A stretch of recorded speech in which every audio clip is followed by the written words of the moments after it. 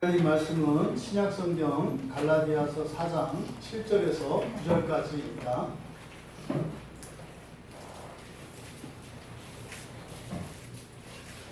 갈라디아서 4장 7절에서 9절까지 우리 같이 한 목소리로 함께 읽겠습니다. 그러므로 내가 너로는 종이 아니요 아들이니 아들이면 하나님으로 말미암아 유업을 받을 자니라. 그러나 너희가 그때에는 하나님을 알지 못하여 본질상 하나님이 아닌 자들에게 종노릇 하였더니 이제는 너희가 하나님을 알 뿐 아니라 더욱이 하나님이 아신 바 되었거늘 어찌하여 다시 약하고 천박한 초등학문으로 돌아가서 다시 그들에게 종노릇 하려 하느냐. 아멘. 잠시 기도합니다. 살아계신 하나님, 진리로 이 시간 저희들을 새롭게 하여 주시고 저희들의 고집스러운 자아가 부서지며 하나님의 거룩하신 통치가 저희들의 인생 가운데 있게 하옵소서. 지금껏 우리를 속이며 우리의 인생을 괴롭게 하고 불행에 빠뜨렸던 이 죄의 정체를 낱낱이 드러나게 하여 주셔서 구원의 주 성령의 인도하심을 받는 이 시간 되게 하옵소서. 감사하며 예수님의 이름으로 기도하옵나이다. 예배에 참석하신 여러분 모두를 주님의 이름으로 축복하며 환영합니다.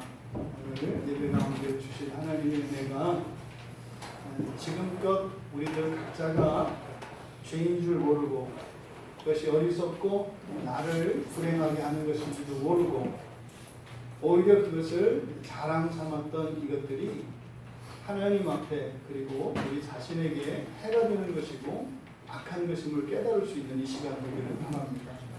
그래서 하나님의 말씀에 이끌려 참으로 그리스도께서 이 땅에 오셔서 목적하신 그 온전한 구원의 일들이 우리 모두에게 일어날 줄 믿습니다. 설교의 제목이 이제는 종이 아니라 자녀라 왜요? 예수님께서 우리를 양자 삼으셨기 때문입니다.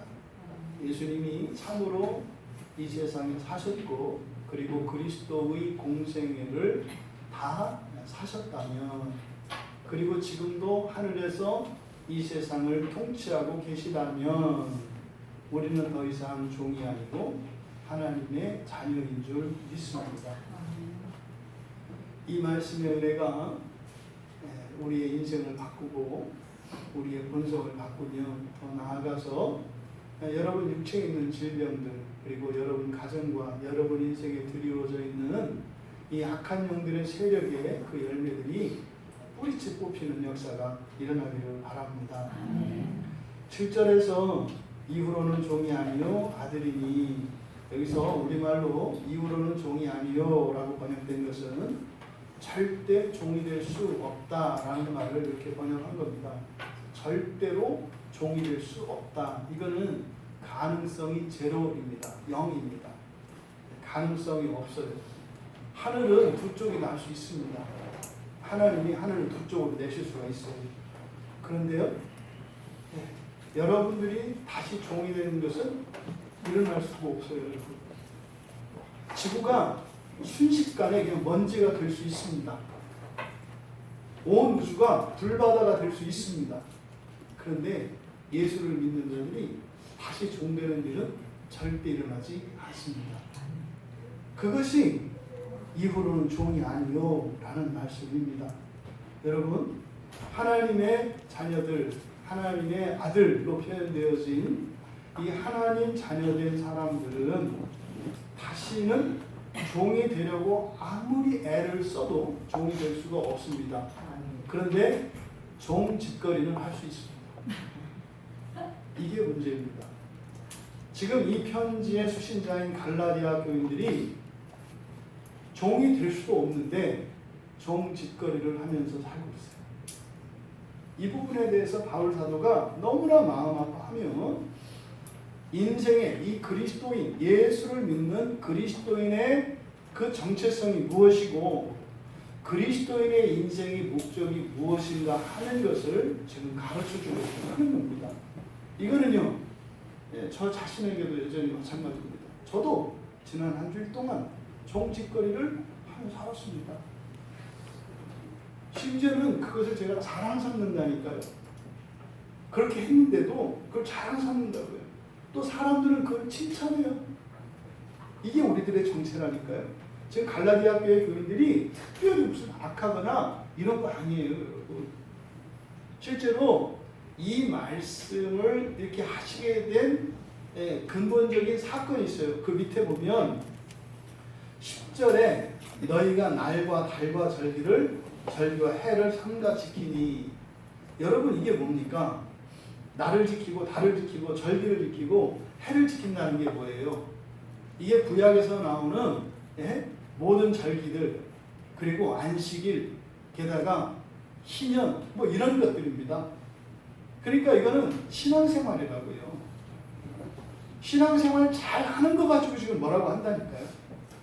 열심히 하는데 그걸 가지고 지금 바울 사도는요, 종짓거리다 이렇게 얘기를 하는 거예요.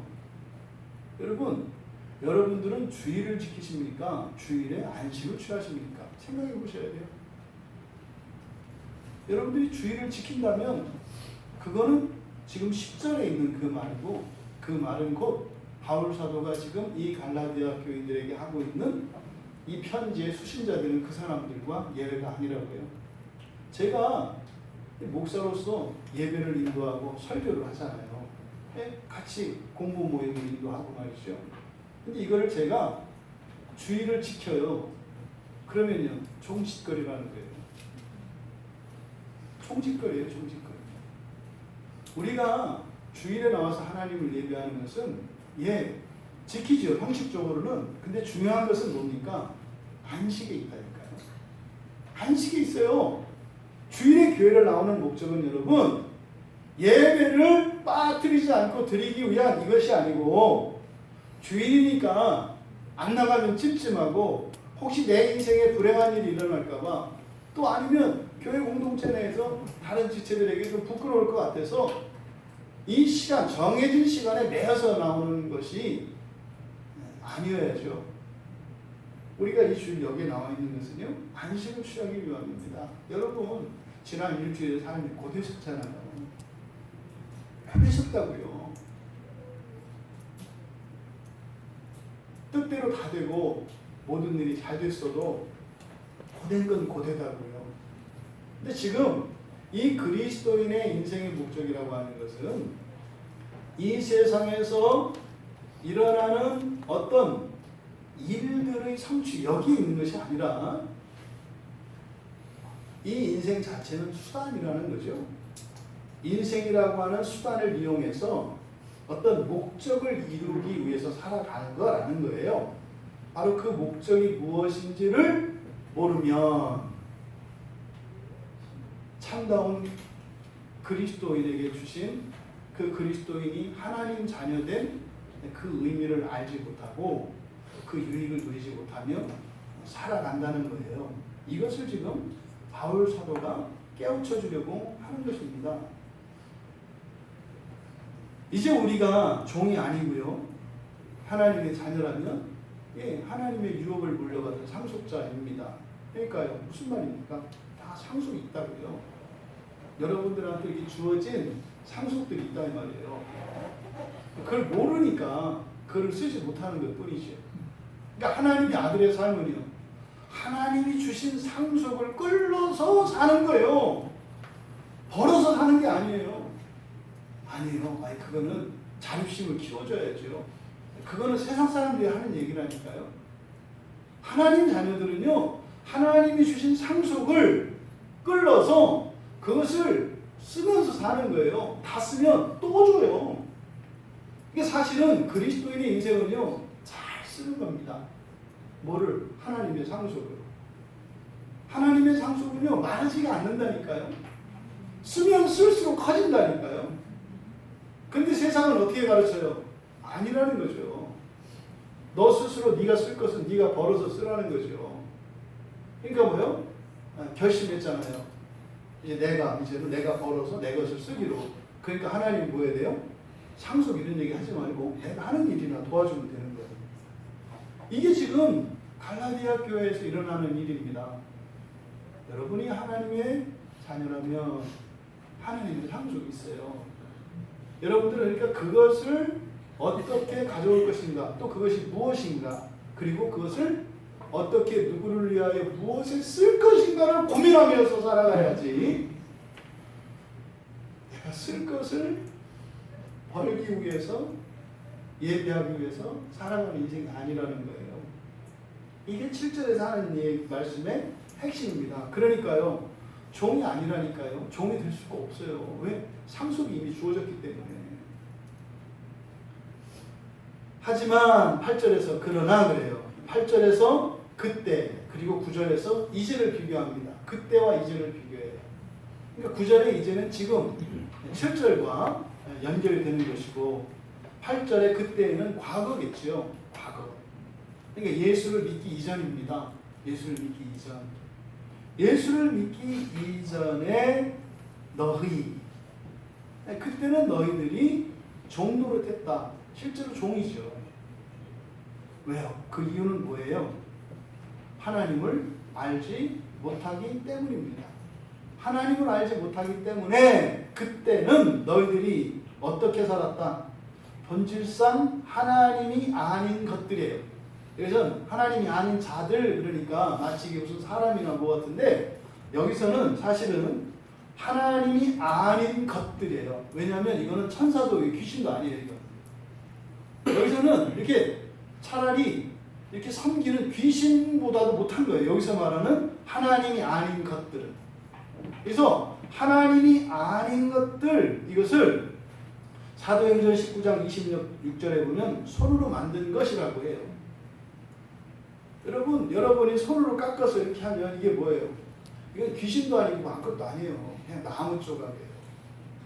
여러분들이 이렇게 쇳물을 녹여가지고 말이죠. 쇠를 녹여서 쇳물로 부어가지고 어떤 틀 형상 같은 걸 만들었어요.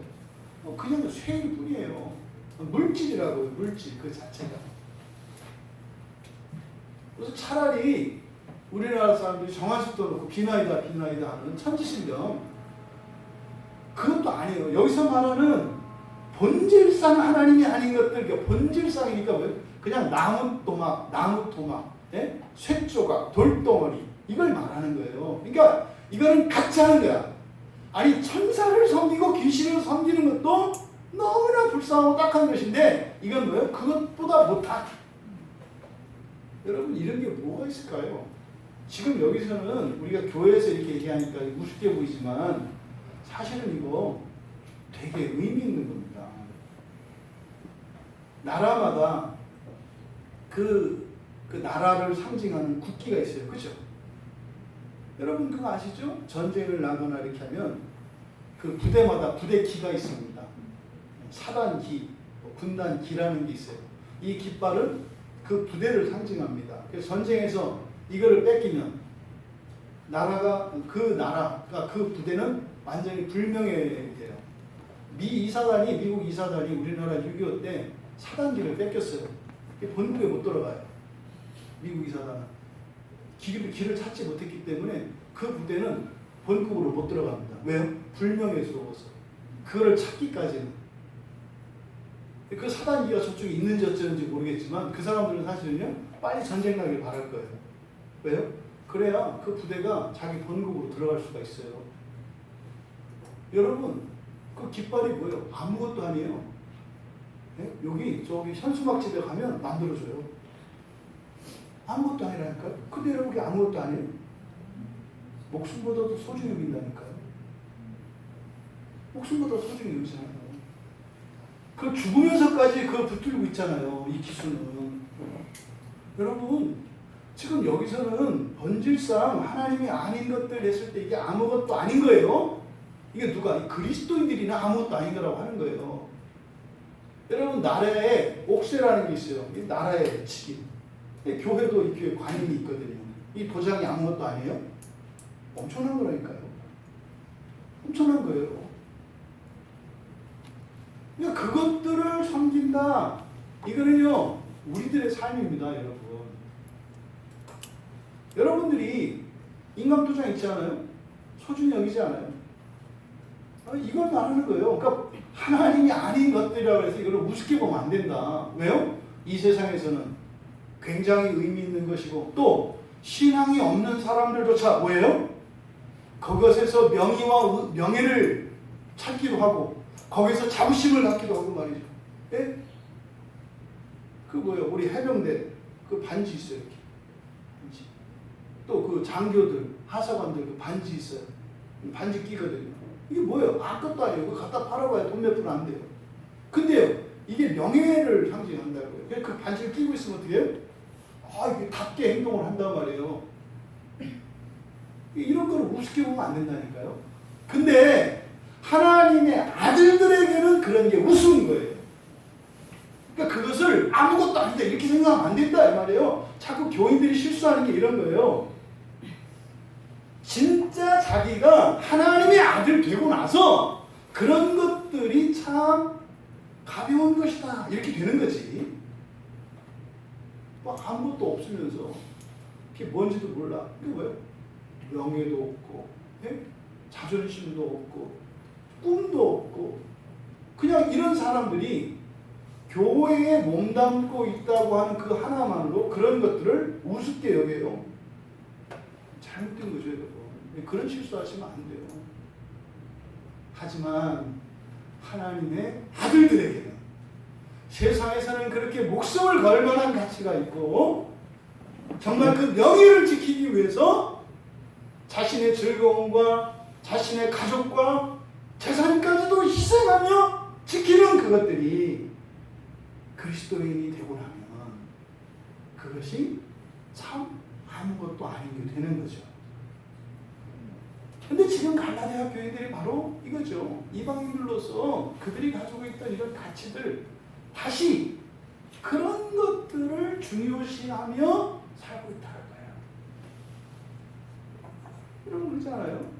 여러분 신앙을 하나님을 추구하기 위한 우리들이 그 경건 생활이 있습니다. 성경을 보고 기도하고 찬송하고 예배에 참석하고 하는 이런 경건 생활들이 있어요. 이런 것들과 여러분들이 소중히 여기는 어떤 가치들 이것을 지금 비교하는 거예요. 지금 이 시간에 얘기 안 나왔잖아요. 사람들을. 왜 그래요? 이것도 그런 거예요. 본질상 하나님이 아닌 것들을 더 소중히 여기기 때문에 거기 가 있는 거라고요. 그러니까 이게 무슨 이렇게 우상숭배 이런 게 아니라니까요. 가치에 관한 것이에요. 가치에. 실제로 천사도 아닌 이런 물건들을 지금 이렇게 섬긴 것을 가지고 얘기하는데 이것은 단순한 물건이 아니라 정말로 예수를 믿는 사람들이 아닌 사람들에게는 굉장히 소중한 것이다. 얼만큼? 목숨을 걸 만큼. 심지어는 일가족을 다 버릴 만큼. 그런 사람을 우리 감동을 받는다고요. 그렇지 않아요? 강제고소령이 그 옛날에 유명했어요. 강제고소령이. 요즘에는 유명한가 몰라. 경호주 강제고소령 아니? 옛날에 유명했던 놈이잖아. 그게 월남전인데 수류탄을 던졌는데 그 수류탄 위에 탁 자기가 얹어가지고 혼자 혼자 돌아가시고 부대원들을 살렸다. 되게 멋있지 않아요? 근데 그 가족들은 뭐예요? 우리 사랑하는 딸 아빠가 월남전에 가서 수류탄 위에 퍽 얹기를 원해? 아니면 그러지 말고 집에 오기를 원해? 질문하고도 약간 긴장됐어요. 근데 우리는 그것을 영웅스럽다라고 이야기를 한다고요. 이런 걸 말하는 거예요. 이런 거. 그런데 사실은 이제 영적인 관점에서 보면 그런 것들은 물질은 다 유한한 거잖아요. 사실 그거보다 더 심각한 문제는 그런 물질들 뒤에는 영적인 것들이 있죠. 분명히. 그죠? 그래서 성경에서 실제로 세상에서 신이라 불리는 것들이 있어요. 어떤 물건들은 그냥 물건이 있어요. 근데 어떤 거는 신과 관계되어진 물건들이 있어요. 그 대표적인 게 무당들이 사용하는 신대. 네. 쉰대가 뭔지 아시죠? 나무가 혼자 서서 춤춰요. 안 믿겨지죠? 대나무가 이렇게 서가지고 거기다가 차무지를 매달아 놨는데 이렇게 혼자 춤춘다고요. 그 신적인 물건들이 있어요. 그러니까 종교적으로 사용되어진 이런 것들은 다른 물건과 아니에요. 그러니까 가끔 이제 교인들이 건방진 교인들이 있어요. 아이고 이것은 물건이지. 그러다 한번 대통 당한다니까. 모든 물건이 그냥 물건이 아니에요. 그냥 물건이 있고요. 거기에 접신이 된 신적인 것과 그것들이 사용하는 어떤 물건들이 있어요. 이거는요. 함부로 그렇게 대할 수 있는 게 아니에요. 또 뭐예요? 부적이라든지 이런 거 있잖아요. 이런 것들은 그냥 물건이 아니에요. 그러니까 애들이 써놓은 그림 글씨와 이런 무당이나 이런 술사들이 써놓은 부적이나 똑같은 그림 아니에요. 그걸 가볍게 생각하시면 안 돼요. 그러니까 뭐예요? 우리 아들, 딸이 그린 그림을 품고 다니는 거나 그런 부적을 품고 다니는 것은 다르다 이 말이에요. 그런 걸 품고 다니면 어떻게 돼요? 여러분 영이 빨려. 그게 모기처럼 여러분의 영적인 피를 다 빨아먹어 여기서. 근데 그걸 좋다고 이렇게 갖고 다니지. 벽에 넣고 자고 막 이불에 넣고. 여러분 혹시 뭐 결혼했는데 이상하게 힘이 떨어지고 이유 없어요. 그럼 분명히 여러분 부모님이 잘 되라고 시집 보낼 때 보낼 때 이불 속에다 부적을 넣는 거다. 물건이 똑같은 물건이 아니라 이런 신적인 물건이 있고 그냥 물건이 있어요. 이걸 구별하셔야 된다고요. 근데 실제로 이 세상에 신이라고 불리는 것들이 있어요. 그것은 이제 고린도전서 8장 5절에서 보면 그런 것들은 신 또는 주라고 불려요. 그러니까 나무도 그냥 나무가 있고 예배의 대상으로 삼는 나무가 있죠. 그 달라요, 나무. 나무라고 해서 똑같은 나무가 아니다 이 말이에요. 그래서 이런 영적인 것들이 어떤 물건과 물건에 개입을 합니다. 근데 지금 여기서 얘기하는 것은 영적인 것들이 개입되지 않은 진짜로 그냥 물건 자체 이런 거예요. 그런 것을 더 소중히 여기며 살아가요. 왜 이런 일이 일어날까요? 예수를 믿고 처음에 구원받으니까 좋았어. 재미도 있고 보람도 있어. 근데 일정 어느 정도 되니까 이제는 맹숭맹숭해. 그러니까 뭐 그냥 맨날 똑같아. 교회 다니는 게. 어제도 똑같고 뭐 내일도 똑같고 모레도 똑같고. 처음에는 막 이야 뭐 이런 게 다 있나 뭐 생각만 하면 되고 기도하면 응답되고 이야 뭐 이게 착착 맞고 해서 한때는 뭐 그냥 저 사람 저 교회 가더니 막 끼워 맞추고 뭐 한다는 소리 다 듣잖아요. 근데 이제 오래 다니는데 이제 이런 일들이 없어져. 자기 생활 속에서. 그럼 어떻게 이제 지지부진해지죠. 그럼 어떻게 그냥 이제 주의를 지키는 거예요. 이제. 이렇게 딱 잡고 잠자는 그렇게 된 거예요. 이렇게 된 거예요. 그러다 보니까 어떻게 돼요? 날마다 나를 새롭게 하시는 그 일을 경험하지 못해. 그러니까 일상으로 다시 돌아가는 거예요. 이게 지금 갈라디아 교회에 일어난 일입니다. 그러니까 이런 일들이 교회 속에서 끊임없이 계속 일어난다고요. 근데 그때는 너희들이 하나님을 몰랐기 때문에 그랬다는 거예요. 그러니까 지금도 이게 목숨을 걸고 추구하는 뭐 그런 거 있잖아요. 네? 어떤 사람들은 심지어는 우리 직장인들은 자기가 지금 재직하는 회사를 위해서도 목숨 건다. 요즘에는 안 그러는 것 같아요. 옛날엔 그랬어요. 옛날엔 어느 정도로 집도 다 버리고 집도 저도 다 버리고 그냥 회사를 위해 이런 게 멋있는 거였어요. 네? 멸사공공 이게 뭐예요? 나 개인적인 건 죽이고 공적인 것을 위해서 사는 거 이게 멋있는 거예요. 멸사공공. 그러니까 우리 가정은 버리고 사장님 가정을 위해서 사는. 사모님의 시녀가 되는 것은 막 기쁘고 보람찬 일인데 마누라에게는 폭군이 되는 이런 말도 안 되는 이런 일들이 계속 일어났어요. 이게 뭐예요? 이 멸사공공이에요. 이게 얼마나 잘못된 거냐고. 근데 이게 이제 그러니까 완전히 또 뒤집혀서 그 뭐 이제 멸공 봉사지. 공적인 건 다 없어지고 나만 섬기는 거죠. 가족이고 뭐가 없어. 교회고 뭐가 없어. 회사고 뭐가 없어. 여차하면 옮기는 거고 여차하면 떠나는 거고 뭐 이거요. 이게 이제 지금 시대 정신이 이렇게 바뀌었죠. 잘못된 건 둘 다 마찬가지예요. 근데 여러분, 그때는 하나님을 몰라서 그랬다고요. 왜? 세상에 있는 가치는 더 큰 것과 작은 게 있어요. 그러니까 이게 최고 좋은 줄 알았더니 더 좋은 게 있어. 또 이게 제일 좋은 줄 알았더니 또 좋은 게 있어. 이렇게 더 좋은 것들을 향해서 살아가요. 근데 바뀐단 말이에요, 이 세상 것은. 근데 하나님을 알고 나면 어떻게 돼요? 안 바뀌어요. 주 예수보다 더 좋은 것은 없어. 하나님보다 더 좋은 거 없어. 그러니까 바뀌는 거야, 이때부터 바뀌는 거야. 이제 바뀌었다고요. 그랬는데 왜 이들이 다시 왜 돌아갔을까? 이제는 9절에서 이제는 해놓고 끝에 가서 뭐라 그래요? 어찌하여 다시 약하고 천박한 초등학문으로 돌아가서 다시 그들에게 종로를 하려고 하느냐? 옛날에는 하나님을 몰랐으니까 그랬어. 근데 지금은 그럴 필요가 없는데 왜 그래? 이렇게 얘기하는 거죠. 여기 보면 이렇게 돼 있어요. 너희가 하나님을 알 뿐만 아니라 하나님께서도 너희를 안다. 하나님께서 알려졌다. 네? 알려졌다. 그러면 여기서 말하는 하나님을 알고 하나님께 알려진 거, 이게 알다라고 하는 말이 기노스코예요. 이게 이제 히브리어에서는 야다. 그냥 아는 게 아니에요. 체험적으로 아는 거예요. 어떻게? 하나님이 아버지고 우리가 아들이라고 하는 것을 알아. 이미 안다고요.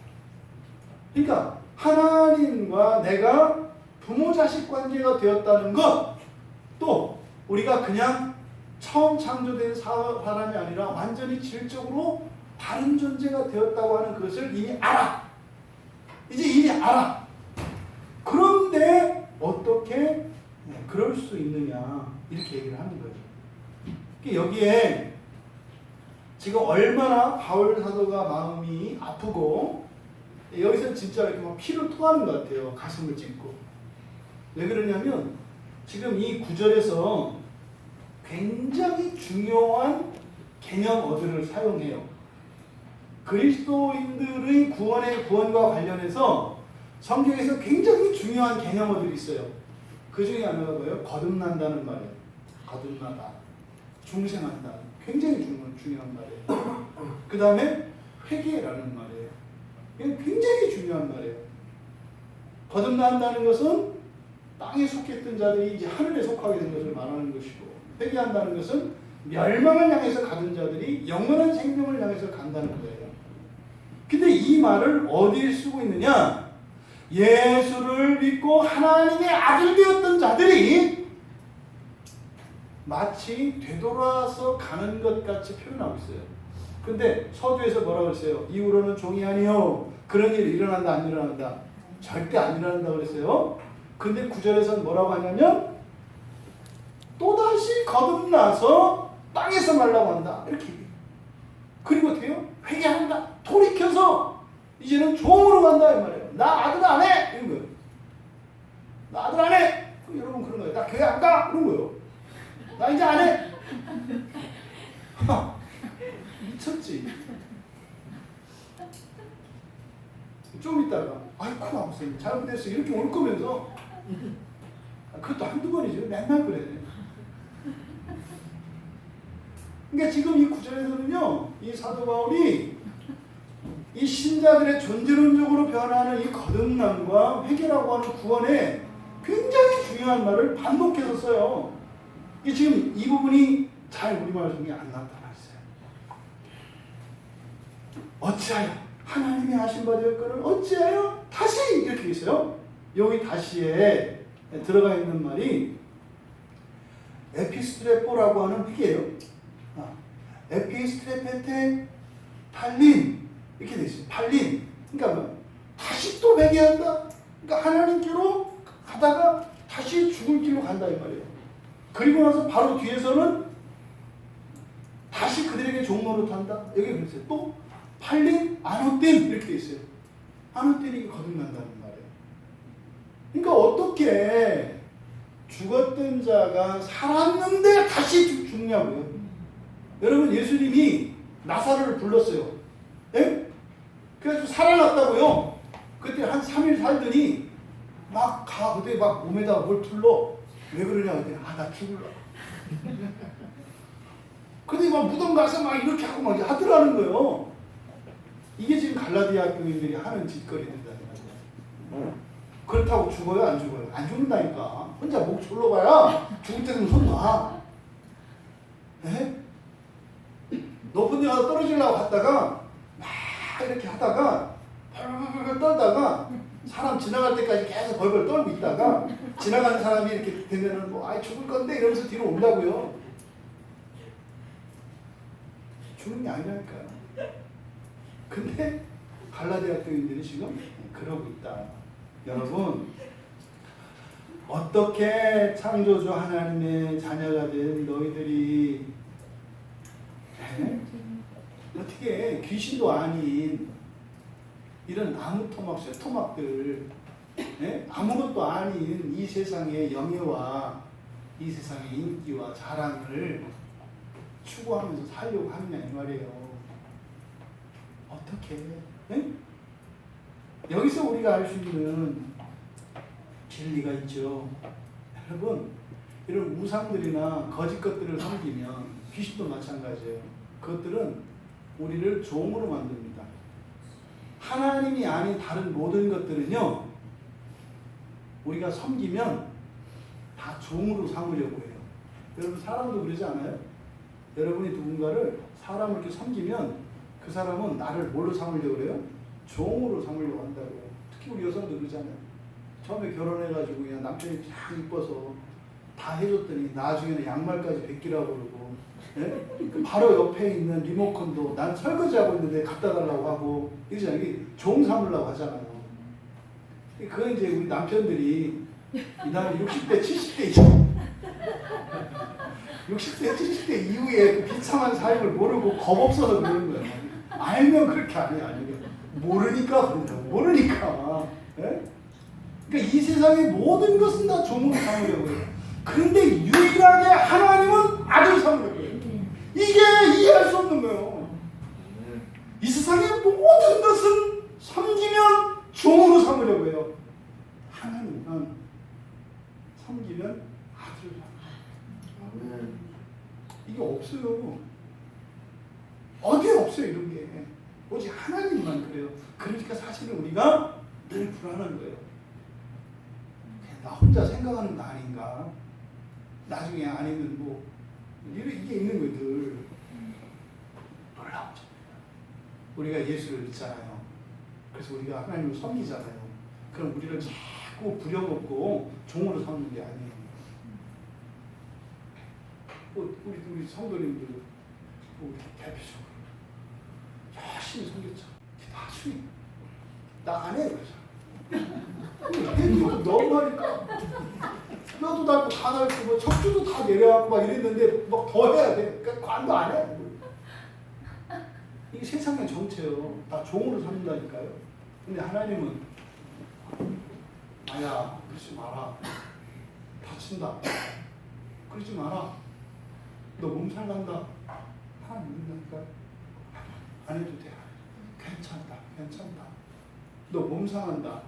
너 마음 상한다. 그러지 마라. 하나님만 그래. 이게 지금 바울 사도예요. 하나님만 우리를 하나님 자녀 삼으려고. 여러분, 이 하나님 자녀 된다고 하는 거, 이거는요, 하나님의 자녀 되는 것은 지난주 우리 살펴보았던 것처럼 하나님의 작정 안에 있었다고 그랬잖아요. 창조 이전부터 하나님이 세워놓으신 계획이라고요. 그리고 예수님이 이 땅에 오신 것도 그 작정을 이루시기 위해서 오신 거라고 했잖아요. 거기에 죄로부터 우리를 용서해 주시고 구속해 주는 일과 또 아담 이후로 미루어 놓았던 하나님의 영광에 이르는 이 일도 동시에 하시는 것이 예수님의 구원이라고 그랬잖아요. 우리가 예수를 믿고 구원받는다는 것은 그냥 내가 가지고 나에게 있었던 질병이 고쳐져서 낫는 거, 이게 아니라고요. 그걸 능가하는 거라고요. 다시는 병나지 않는 거라니까요. 나에게 있던 빚이, 이 부채가 많았어. 근데 이 부채를 다 해결해 주는 거, 그 부채가 없어지는 거, 이게 구원이 아니라니까요. 그 빚을 갖고 이제는요 오히려 나눠주는 자가 되는 거, 이게 하나님의 구원이에요, 여러분. 근데 자꾸만 이 세상에서는요 빚을 갚아준다니까요. 그럼 어떻게 돼요? 좀 있으면 또 빚을 지게 돼요. 그래서 빚을 지게 했다 갚아주고 지게 했다 갚아주고 하면서 어떻게 돼요? 나를 노예로 삼는다고요. 이게 세상의 정체예요. 하나님은요 빚을 다시 지지 않는 정도가 아니라 오히려 빚 지우는 자 되게 하신다니까요. 나 하나 내 인생 하나 제대로 간수 못해서 절절 매든 사람을 그 영광과 권세와 그 존귀함을 주시고 그것으로 어떻게 해요? 과거에 나의 어려움과 비참 가운데 있던 사람들을 찾아가서 그들을 살리고 그들을 또한 그렇게 돕는 자들로 만드는 그것이 구원이라니까요. 근데 갈라디아 교회 교인들은요 지금 모르고 있는 거예요. 그러니까 이 하나님 자녀가 된다고 하는 이것은 하나님의 작정의 신비이고요 기독교 신앙의 중요한 기초입니다. 제가 신앙생활을 하면서 목사가 되고 나서 특별히 목사가 되고 나서 깨달은 거 몇 가지가 있어요. 가장 중요한 거. 첫째가 종말에 대한 거고요. 종말에 관한 거. 두 번째가 천사에 관한 거. 그다음에 세 번째가 하나님의 자녀 되는 것에 관한 거예요. 이게 기독교의 굉장히 중요한 핵심적인 가르침인데 이것이 빠져버리면 안 돼요. 전기가 안 들어가요. 신앙이. 불이 안 들어온다고요. 인생에 무슨 변화가 안 일어나요. 될 것 같아. 좀 될 것 같은 건 내 생각하는 나름이에요. 맨날 마인드 컨트롤 해야 돼. 된다. 될 것이다. 될 것이다. 할렐루야. 된다. 그러다가 뭐가 돼?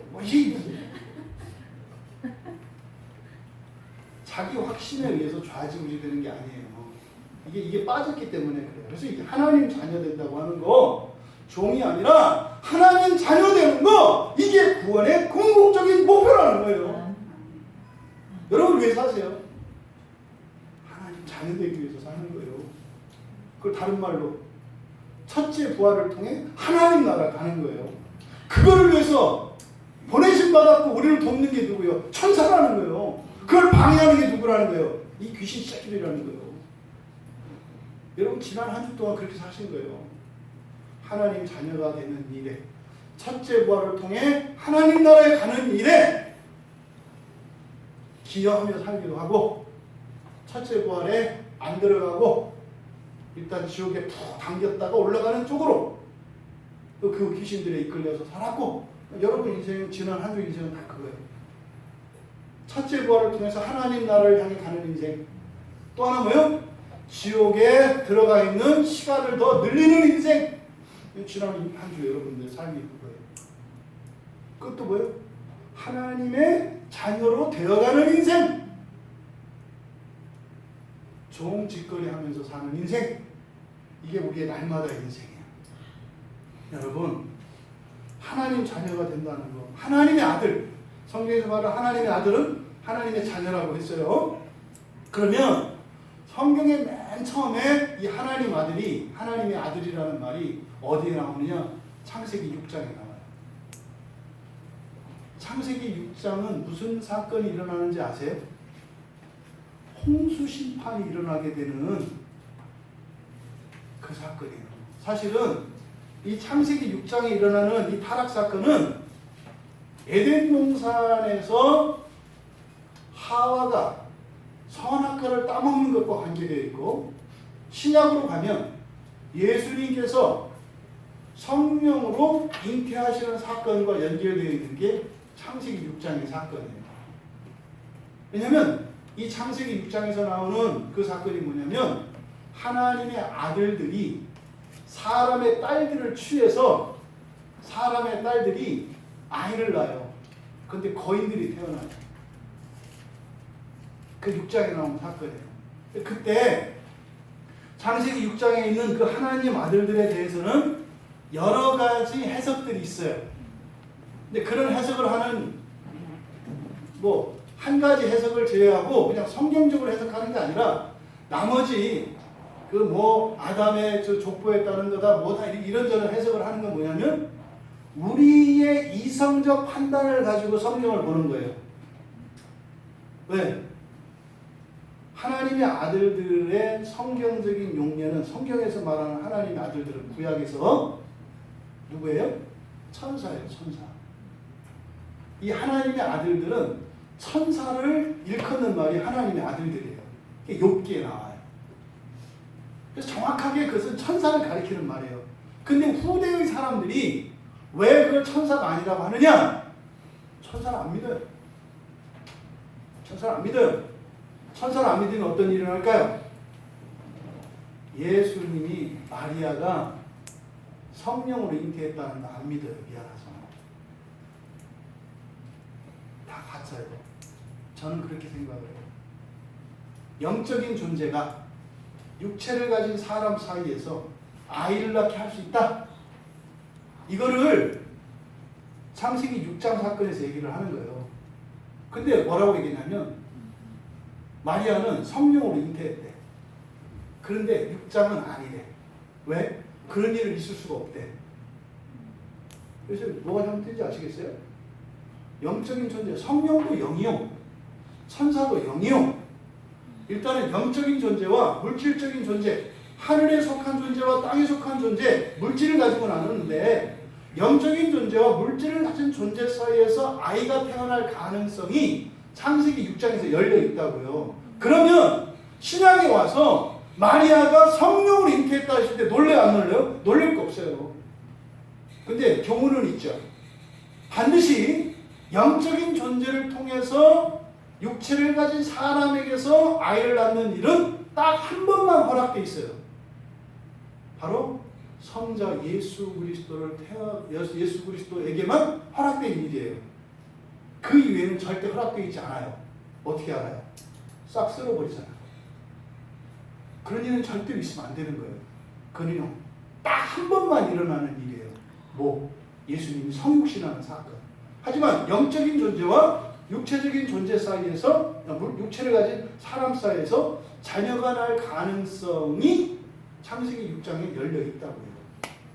그래서요, 그때 이 하나님의 아들 이렇게 할 때, 그 하나님의 아들에 대해서 이야기할 때, 이때 하나님이라고 하는 표현이 구약에서는 엘로힘이라는 말이에요. 엘로힘. 엘로힘은 창조주 하나님에게 씁니다. 창조주 하나님. 그리고 다른 신들에게도 써요. 그런데 하나님의 아들이다라고 이렇게 할 때, 그때는 하 엘로힘이라고 해요. 하는 정관사거든요. 그러니까 벤 하 엘로힘. 그러니까 그대로 하면 하나님의 아들이 아니라 뭐라 그래요? 그 하나님의 아들 이렇게 해요. 그 하나님의 신이라고 했죠. 그러니까 그 신들의 아들 이런 뜻이에요. 그러니까 그 신들의 아들이라는 것은 천사와 동료라는 거예요. 천사와 동료.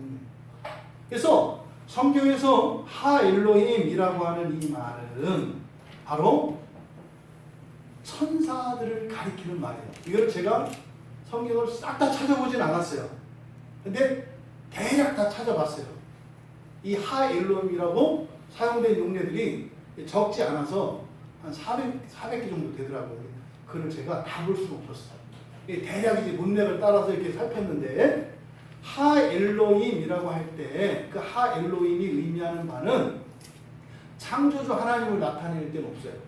근데 하 엘로힘은 이 역사 속에서 하나님의 계시를 전달하는 존재, 또 하나님의 그 일을 행하는 존재에게 하 엘로힘이라는 말을 써요. 그러니까 하나님의 계시를 전달하고 하나님의 일을 하는 게 누구예요? 천사라고 그랬죠. 그래서 하 엘로힘이라고 하는 구약 성경의 이 표현은 천사를 가리키는 말이에요. 그래서 하나님의 아들이라고 했을 때도 그 하나님의 아들은 창조주 하나님의 아들 이런 개념이 아니에요. 천사와 동료라는 것을 나타내는 표현이 구약의 하나님의 아들이라고 하는 말이다. 창세기 5장 22절에 하 엘로힘이라고 하는 말이 처음 등장해요. 그러니까 창세기 52장, 창세기, 왜 자꾸 창대기라고 하십니까? 창세기 5장 22절에 보면 거기에 나오는 처음 하 엘로힘이 등장하는데 그때 하 엘로힘은 누구예요? 에녹이 동행한 하나님이에요. 에녹이 동행한 하나님을 하 엘로힘이라고 해요. 그러니까 우리가 보통 에녹이 하나님과 동행했다 할 때 그 하나님을 우리는 누구로 알아요? 창조주 하나님으로 생각하잖아요. 아니라고요. 어디 뭐 창조주 하나님과 동행해? 그냥 뭐예요? 천사예요, 천사. 여호와의 사자라. 여호와의 사자. 노아도 하나님과 동행했잖아요. 그때도 하 엘로힘이에요. 그러니까 창조주 하나님은 엘로힘 가운데에서도, 그러니까 신들 가운데에서도 한 분 하나님이세요. 그래서 사람들에게 경험되어지는 이런 신적 존재들은 다 누구라고요? 천사들이에요, 천사. 다 천사예요. 그리고 실제로 만나는 하나님은 누구예요? 예수예요. 오직 예수만 진짜 하나님을 만나는 거예요. 속죄소의 하나님의 영광도 다 하 엘로힘이에요. 진짜 하나님을 만난 분은 예수예요. 예수는 진짜 하나님이에요. 이게 하 엘로힘과 엘로힘이라고 하는 이 용례를 통해서 찾아내게 된 겁니다. 그러니까 하 엘로힘은 구속의 역사에 직접적으로 개입하시고 하나님의 계시를 전달하는 주의 사자, 여호와의 사자들을 하 엘로힘이라고 해요. 그러니까 에녹이 동행하고 노아가 동행했던 그 동행한 주체는 뭐예요? 창조주 하나님이라 아니라 누구예요? 하나님 보내신 사자들이라고요. 근데 그것은 곧 창조주 하나님과 동행한 게 되죠. 그렇죠? 왜? 하나님의 사자로 온 거니까. 그래서 천사들의 말을 들으면 하나님의 말씀을 듣는 것이죠. 그래서 하나님과 동행했다는 건 맞긴 맞는데 실제로 존재론적으로 하나님과 동행했다고 생각하면 안 된다. 그러니까요. 천사에 대한 이해가 없으니까 이게 애매하다고요. 하나님과 우리 사이에 일어나는 관계가. 그래서 말씀드리는 바는 그거죠. 창세기 6장에서 그 하나님의 아들들, 천사들이에요. 천사들과 사람의 딸들 사이에서 태어난 거인들, 네피림이라고 합니다. 네, 이것이 이제 사실은 이제 홍수 심판을 일으키는. 그러니까 뭐요? 이런 일은 절대로 일어나면 안 되는 거예요. 어디 까불고 있어. 그러니까 싹 쓸어버린 거예요. 그러니까 이거는 에덴 동산에서 일어났던 사건과 또 다른 사건이죠. 에덴 동산에서 영적인 존재인 천사가 와서 하와를 꾸짖겠죠. 여러분 잊지 마세요. 천사가 누구를 노려요? 딸들을 노려요. 천사가 딸들을 노립니다. 항상 딸들을 노려요. 항상. 에덴 동산에서도 딸을 노렸잖아요. 하와를 노렸잖아요. 그럼 하와가 어떻게 해요? 넘어가잖아요. 6장에서 하나님의 아들들이 또 누구를 노려요? 네, 또 딸들을 노리잖아요. 딸들. 끊임없이 딸들을 노려요. 그러니까 여러분들이, 여성분들이 그냥 이렇게 세상에서 배운 거 그런 생각 버리세요. 진짜로. 여러분들 하나님의 자녀들이잖아요. 이 시대 정신으로부터 자유하시라고요. 여자는 이래야 되는 거야. 이런 생각 하지 마세요. 절대 이거는 무슨 남성 중심적인 그거 아니에요, 여러분. 영적인 진리를 이야기하는 거라고요. 그러니까 이 창세기 6장에 일어난 이 사건은 에덴 동산에서 일어나는 재탕 사건과 같은 거예요. 그러니까 뭡니까? 홍수 심판은 에덴 동산에서 아담과 하와가 쫓겨난 것과 같은 규모의 버린 거고 그 사건이 일어났더라고요. 근데 마침내 이제 그 이후로는 없죠. 그 이후로는 천사와 사람 사이에서 그런 일 절대 일어나지 않았어요. 그러다가 어떻게 해요? 성령께서 오셔서 동정여인, 처녀인 마리아에게 잉태하셔서 네피림이 아니라 참으로 죄 없으신 하나님이 태어나시죠. 이분이 누구세요? 여자의 아들이라고 합니다. 그러니까 여자들이 한편으로는 뭐 불공평하고 위험에 노출되어 있기도 하지만 또 한편으로는 여자들이 어떻게 해요? 영광에 쓰임받죠. 하나님의 영광에. 그러니까 여러분들이 여자라고 해서 불리하다 이렇게 하면, 그러니까 여러분들이 받아야 될 영광은 다른 데 있어요. 이런 일상에서 이런 소소한 그런 게 아니에요. 여러분들은 그래서 여인들은요, 이렇게 하나님의 아들들을 낳는 일에 있어요. 하나님의 아들을 낳는 일에 최고의 영광이 있는 거예요. 이게 성경이 가르치는 겁니다. 그 다음 번으로 등장하는 것이 출애굽할 때예요. 출애굽기 4장 22절에서 여호와 하나님께서 모세에게 말씀하세요. 야, 너 바로한테 가서 얘기해. 이스라엘이 내 아들 장사라고. 왜 이 이야기를 했을까요? 바로는 하나님의 아들이에요. 자칭, 하칭. 바로는 파라오 신이죠, 신. 자칭 신이라고요. 그러니까 신이라는 게 뭐예요? 이게 하나님의 아들이에요. 그러니까 근데 그 하나님이 얼마나 꼼꼼하시다고 말씀드렸죠? 되게 꼼꼼하시다니까요. 바로라고 하는 놈이 내가 하나님의 아들이다 이렇게 하고 있으니까 하나님이 모세한테 보내서 야 아니라고 얘기해 줘. 이렇게 그 오답이야. 이렇게 딱 가르쳐 주신다고요. 그리고 진짜 하나님의 아들은 니들이라고 해요. 왜요? 그러니까 바로에게 이스라엘이 하나님의 아들이요 장자다. 장자니까 뭐요? 다른 아들 이전에 없다 이 말이에요. 나 딴 데서 애 낳은 적 없어. 니들이 첫애야? 이런 뜻이에요. 그러니까 그거 아니야. 요걸 가르쳐 주라는 거예요. 그러니까 바로가 얼마나 성질나요. 진짜 누가 하나님의 아들인지 시험하자 이렇게 한 거잖아요. 누가 하나님의 아들인지 시험하자 이렇게 한 거잖아요. 결국에는 이제 깨갱하고 놓쳤다가 괜히 또 마음 바꿨다가 빠져 죽잖아요. 그러니까 그 출애굽 당시에서 그 하나님의 아들이 등장을 해요. 그 다음에 세 번째로 메시아 예언시인 시편 2편에 또 나와요. 시편 2편 7절에 보면 내가 여호와의 명령을 전하노라. 여호와께서 내게 이르시되 너는 내 아들이다. 오늘 내가 너를 낳았도다. 이 메시아 이제 예언이거든요. 하나님의 아들 너를 낳았다 할 때 누구라 해요? 이 신이라는 뜻이에요. 신 하나님이라는 뜻이에요. 그리고 시편 82편 6절에 너희는 신들이며 지존자의 아들들 복수로 나와요. 이제는. 그러니까 하나님의 아들 예수 그리스도를 통해서 하나님의 아들들이 생겨요. 이게 이미 구약에 예언되어 있다고. 그러니까 예수 그리스도께서 이 땅에 오신 것은 뭐라고요? 우리들로 양자 삼는 거예요. 우리들로 형제들을 만드는 거예요. 하나님의 자녀들을 만들기 위해서 오신 거예요. 그래서 우리는요 그리스도가 낳는 자식들이에요. 근데 또 그리스도 우리 형이야. 형이라는 거예요. 동료라는 거예요. 이것에 대해서 히브리서 기자가 그렇게 얘기를 해요. 하나님께서 하나님의 아들이라는 말을 쓴 것은 오직 사람에게만 썼다.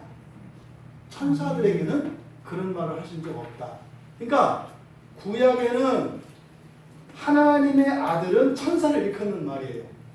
그러니까 무슨 말입니까? 존재론적으로는 하나님의 아들이라는 말이 천사와 같은 존재를 뜻한다.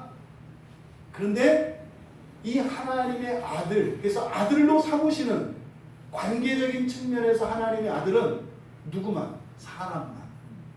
천사들은 그냥 종이에요, 종. 근데 존재론적으로는 하나님의 아들이에요. 영적인 존재라는 뜻이에요. 그래서 하나님의 아들이라는 것은 존재론적으로 영적인 존재인 것을 나타내고 또 하나 이 하나님의 아들은 하나님과의 관계를 나타낸다. 그래서 히브리서 기자가 이야기한 것은 존재론적으로는 천사인 천사들에게 하나님이 아버지 되진 않으신다 이 말이에요. 이 이야기를 이제 히브리서 기자가 한 거예요. 그래서 우리가 지난주 살펴보았던 앞에 5절 갈라디아 4장 5절에서 하나님이 그 아들을 이 땅에 보내신 것이 바로 우리를 양자 삼으시기 위한 것이라고 했잖아요. 그러니까 이게 이미 구약에 예고되었던 말씀이라고요.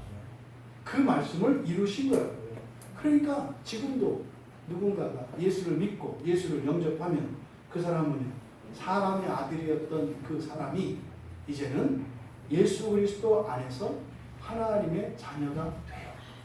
놀라운 얘기죠. 신약에 예수님께서도 이 말씀을 하셨죠. 요한복음 10장 34절과 35절에 구약을 인용하시면서 그건 그겁니다. 예수님이 하나님이라고 하니까 신성모독이라고 해요. 어디 사람이 하나님이라고 하냐. 그러면서 예수님이 보기 좋게 성경을 가지고 콧대를 갑자기 하셔. 야, 성경은 니들 보고 하나님의 아들들 된다던데? 니들이 하나님의 아들들 되면 내가 하나님 되는 게 뭐 잘못이겠니? 이렇게 얘기하는 거야. 야, 내가 하나님 되는 것보다 너희들이 하나님 아들들 되는 게 더 불가능하지 않냐? 이렇게 얘기하시는 거예요. 예수님께서. 그래서 에베소서 1장 5절에 놀라운 얘기가 있죠. 그 기쁘신 뜻대로 우리를 예정하사, 그리고 다음 주에 살펴볼 건데, 예수 그리스도로 말미암아 자기의 아들들이 되게 하셨다. 이야, 놀라운 얘기예요. 예수님이 하나님이신데 이 세상에 오셔서 말이죠. 우리가 예수님으로 말미암아서 하나님의 자녀들이 됐다는 거예요. 그 이외에도 이 하나님의 아들이라고 하는 인용구들이 많습니다. 로마서 8장 14절에 보면 하나님의 영으로 인도함을 받는 사람들은 하나님의 아들이라고 해요. 하나님의 영으로 인도함을 받는다. 여러분 안에 성령이 계시죠? 성령의 이끌림을 따라 사시죠? 지난 한 주 여러분들이 하나님의 말씀을 따라 성령을 따라 살았다면 하나님의 아들들로 사신 거예요. 그런데 여러분 생각대로 살았다면 종짓거리 하면서 살고 이 둘이 겹쳐있죠. 저도 하나님의 아들로도 살아요. 맨날 종짓거리 하는 거 아니에요. 하지만 종짓거리도 해. 근데 우리는 어떻게 해야 돼요? 종짓거리 하지 말고 하나님의 아들로 계속 살아야 되는 거죠. 아멘. 이 말을 여러분 부담 갖지 마세요. 또 똑바로 또 성경말 이렇게 하고 또 열심히 하는 이 얘기가 아니에요. 이게 중요한 게 뭔지 아세요? 하나님의 아들로 사는 것과 종으로 산다는 게 여러분들 어차피 살면서 힘들죠. 어차피 힘들어요. 아침에 눈 뜨면 어차피 피곤해요. 내일 아침 눈 뜨면 또 뭐 월요병이니 뭐 이렇게 힘들 거예요. 어차피 힘들어요. 근데 하나님의 아들로서 힘들면 어떻게 돼요? 그게 내가 하나님의 아들 되기 위하여 힘든 거예요. 그게. 근데 종으로 살면 그냥 힘든 거예요. 이게 하나님의 아들로 살아라는 게 더 뭐하라는 게 아니라니까요. 그러니까 이거를 이해를 못해요. 니들이 어차피 예수를 안 믿어도 힘들고 니들이 신앙생활 안 해도 어차피 힘들어. 그런데 그 힘듦을 하나도 버리지 말고. 왜? 너무 귀한 거니까. 너무 귀한 거니까. 그거를 하나님 아들 되는, 하나님 자녀 되는 일로 살아가는 게 낫지 않겠니? 이런 거라고요. 그러니까 하나님 아들로 산다는 게 뭐 이렇게 막 내 생각도 안 하고 재미없는 거. 이게 뭐예요? 우리 청소년들 그 인터넷 PC방에 가가지고 막 PC방 게임을 하되 하나님의 아들로 그걸 하면 어떻게 되는 거예요? 그걸 하면서 하나님 아들 되는 거예요. 이렇게. 근데 종으로 그거 하면 어떻게 되는 거예요? 그냥 하는 거예요. 돈 쓰고 시간 낭비하고 노예 되는 거예요. 무엇을 할 것인가는 그 다음이에요. 중요한 것은 인생을 하나님의 아들로 살 것이냐 종으로 살 것이냐를 먼저 결정하는 거예요. 그리고 나서 어떤 게 더 유익한지를 성령이 우리를 가르쳐 주셔서 이것보다 더 좋은 삶으로 나아가게 돼 있어요. 근데 문제는 결단을 안 해요. 자기가 주인이라고 생각을 해요. 이게 딱 노예들이 생각해요. 그거 아시죠? 옛날 이문열 씨가 쓴 그 완장이라는 책. 노예 중에 상노예가 그 부역자들이에요. 6.25 때나 이럴 때. 완장 하나 딱 주니까 어떻게 해요?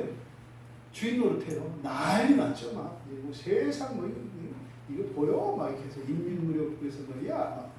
그렇게 하다가 이제 어떻게 해야 돼요? 국방부이 와가지고 총 빵 맞아 죽잖아요. 그래서 또 국방부이 또 이제 파란 완장 주잖아요. 또 이제 딱 차고 빨갱이는 왼쪽, 국방부는 오른쪽. 내가 말이야 그렇게 하다가 인문부에 가서 창에 찔려서 죽잖아요. 여러분 노예로 살지 마세요. 우리가 고집스럽거든요. 고집스럽거든요. 내 뜻대로 내가 살아왔던 방식대로 내가 판단하거든요. 그러니까 내가 내 인생을 사는데 하나님한테 도움될 게 있나 없나 이렇게 보려고 하는 거예요.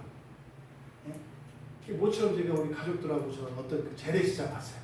봤더니 뭐 세상 옛날 쓰레기들 다 모아놨더만. 그 쓰레기통 다 주워 고물상에서 보니까 모르는 것도 아니야. 이렇게 퍼서 갖다 놓은 것 같아. 그러니까 막 그 값어치도 없는 것 같은데 이렇게 퍼서 갖다 놓은 것 같아. 진짜 막 고장난 것도 있어요. 근데 대신 그거가 이제 시간이 한 40년 전, 30년 전을 거슬러 올라가고 음악도 또 그때 음악이 딱 깔아주니까 이게 됐구나. 그러니까 옛날 생각이 정말 나더라고요. 그러니까 이렇게 보니까 우리 딸이 물어봐요. 아빠 여기를 한 번 더 오고 싶으세요? 뭐 아니면 이거로 됐어요? 한 번 더 가고 싶더라고요. 옛날 그 생각이 나서. 근데 또 그런 데서 물건을 어떤 이제 사는 거 이런 거보다도 저는 이제 이 추억 때문에, 추억 때문에. 근데 여러분, 우리가 그렇게 우리 마음대로 살아가는 이런 인생은 이게 내 뜻대로 사는 것 같지만 그게 노예로 살아가는 삶이에요. 과거로 돌아갈 것이 아니라 어떻게 날마다 하나님을 따라서 성령의 인도하심을 받아 이렇게 살아가는 거죠. 그래서 여러분 인생을 그렇게 하나님 아들 되는 그 일, 이게 인생의 목적이라는 거죠. 그것을 위해서 사시라는 거, 바꾸라는 거 아니에요. 바꾸라는 거 아니에요. 일단은 그것을 결정하시고 나는 하나님의 아들이 되기 위하여, 하나님 자녀가 되기 위하여 살아가겠다. 이걸 종말론적으로 뭐라 그랬어요? 첫째 부활을 통해서 하나님 나라에 들어가겠다. 이거를 목표로 삼으라고요. 예수님이 이 땅에 오신 목적이 그거라고요. 절대 첫째 부활하는 그날에 이 자리에 있는 어느 누구도 안 보여서는 안 돼요. 안 돼요. 너무 두려운 거예요. 모두 그 첫째 부활 그날 그 아침에 우리가 만나야 돼요. 이게 예수님께서 우리에게 바라시는 거고 주신 겁니다. 여러분, 그런데 이게 바로 하나님의 영으로 인도함을 받는다는 것은 성령으로 하나님 말씀 따라 그 뭐요? 내 생각대로가 아니라 내 신앙을 따라 살아가는 것을 말합니다. 로마서 9장 26절에서는 너희는 내 백성이 아니라 한 그곳에서 그들이 살아계신 하나님의 아들이라 일컬음을 받을 것이다. 이건 이제 호세아서 1장 10절의 인용이에요. 그리고 이제 마지막으로 계시록 21장 7절에 이기는 자는 하나님의 아들이 될 것. 미래형으로 나타나요. 여러분, 작정되어 있어요. 그리고 지금 현재형으로도 나타나 있어요. 근데 미래형으로도 나타나 있어요. 그럼 뭡니까? 하나님의 아들임이 됐습니다. 예수님이 오시던 그때 우리는 하나님의 아들이 됐습니다. 창세전의 예정 안에서 됐습니다. 그리고 성령의 인도하심을 받으면 우리는 하나님의 아들, 하나님의 자녀로 삽니다. 그런데 이기는 자는 될 것이다 그래요. 그러니까 결국 우리는요, 하나님의 자녀된 자로서 하나님 자녀 되어가는 거죠. 이게 우리 인생이에요. 하나님 자녀이지만 아직 완전한 하나님 자녀 아니에요. 하나님의 자녀가 되어가기 위해서 살아가는 거예요. 그러니까 예수를 믿는 그리스도인들은요, 이렇게 하나님의 아들이 되어가기 위해서 인생을 살아가는 것이다. 이게 이 하나님의 아들에 관한 신비입니다. 그래서 하나님의 아들은요, 사람의 완성태입니다. 하나님의 아들은 뭐라고요? 사람의 완성태. 우리가 마지막 최종적으로 될 우리들의 모습을 뭐라고 한다? 하나님의 아들이라고 한다. 사람의 완성태다. 이 일을 위해서 여러분들이 지난 한 주일 동안 열심히 일상을 사신 거예요. 이 일을 위해서 우리가 오늘 이 자리에 모여서 예배하는 거예요. 하나님의 은혜가 필요하기 때문에. 그래서 이 하나님의 아들이 된다는 의미는 뭘까? 하나님의 아들이라고 하는 신분은 뭐예요? 이미 구약에 계시되어 있었어요. 창세기 1장 28절에 보면은 하나님으로부터 피조된, 다시 말해서 통치를 받는 자인데 피조됐습니다. 근데 사람은 세상을 다스리는 자죠. 이게 하나님의 아들의 신분이에요. 그러니까 여러분들은 세상을 다스리는 사람들이에요. 여러분들이 어디에 소속되어 있어서 종업원으로 있어도 직원으로 있어도 사실은 그 기업은 여러분들이 다스리고 있는 거예요. 그런데 사장 역할을 여러분들이 맡긴 거지. 아멘. 진짜라니까. 아멘. 이거 맡긴 거라고요. 그러니까 어때요? 여러분들이 맡겨서 그 사람으로 하여금 여러분한테 월급을 주면서 기분 좋게 한 거예요. 그걸 안 하몰라? 그러니까 사장님들을 보면 앞으로 어떻게 돼요? 한번 웃어주세요. 아멘. 잘 하라고. 이게 하나님 자녀들이에요. 그래서 통치자들, 다스리는 자들이다. 그래서 절대로 우리의 신분과 우리의 실력 이런 것이 우리의 운명, 우리의 신분을 결정하는 게 아니라 하나님의 아들로서 자녀되었다고 할 때 여러분들은 통치자, 다스리는 자로 사신다는 것을 기억하시기 바랍니다. 그러면 그렇게 밉살스럽던 주인이 귀여워 보일 겁니다. 뭔지도 모르고 저러는구나. 이런 거죠. 이것 딱 여러분 부모 관계, 부모 자식 관계에서 알잖아요. 네? 뭐 3살 배기, 4살 배기가 할아버지 할머니에게 얼굴 막 뺨 때리고 막 하잖아. 이렇게 웃잖아. 네, 사랑하니까. 그런 거죠. 그러니까 그게 내 아들이 되면 그렇게 되는 거예요. 그래서 여러분 하나님 자녀들은 통치자라는 것을 잊지 마세요. 예수님께서도 누가복음 19장에서 고을 다스리는 권세에 대해서 얘기하잖아요. 고을 다스리는 권세. 그러니까 하나님 자녀가 되어가는 슬픔을 꼭 우리가 겪어야 하는 것은 아닙니다. 그것을 우리가 하나님의 자녀가 아니라 자꾸 종으로 살고자 하는 우리의 시행착오로 말미암아 그런 일들이 반복이 됩니다. 또 때로는 나의 그것이 아니라 공동체의 연약한 지체의 그러함으로 또 나에게 대신 일어나기도 합니다. 우리가 이 시간 기도할 때 하나님 나의 인생이 목적이 아니라 수단인 것을 하나님의 자녀되기 위하여 살아가는 것이 우리 인생 최고의 목적인 것을 잊지 않게 하시고 그렇게 은혜를